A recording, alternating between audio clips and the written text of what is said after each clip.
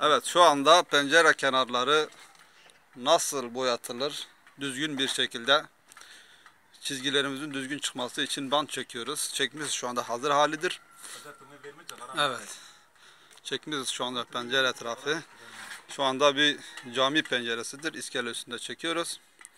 Evet, etrafını bant yaptıktan sonra evet, şu anda bant yapmışız. Bant halidir. Düzgün bir şekilde bandımızı çekiyoruz. Metreyle işaret ettikten sonra evet. Diğer taraftan boyatmış bir penceremiz var, boyalı. Onu yapmışız şu anda. Evet, ustamız yapıyor. Gördüğünüz gibi. Evet. Şu anda biz bandı vurmuşuz. Bantlı çekimdir bu. Bantları söktükten sonra çok mükemmel bir işçilik çıkacak meydana. Evet. Şu anda bantlı olduğu halde vurmuşuz bandımızı. 2 kat boya vurduktan sonra penceremiz çıkacak. Evet, gördüğünüz gibi. Harika. Bantlarımızı söktükten sonra mükemmel bir çizgi çıkacak.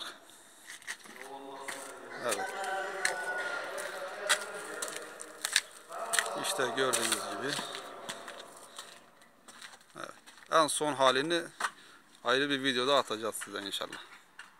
Allah'a emanet olun.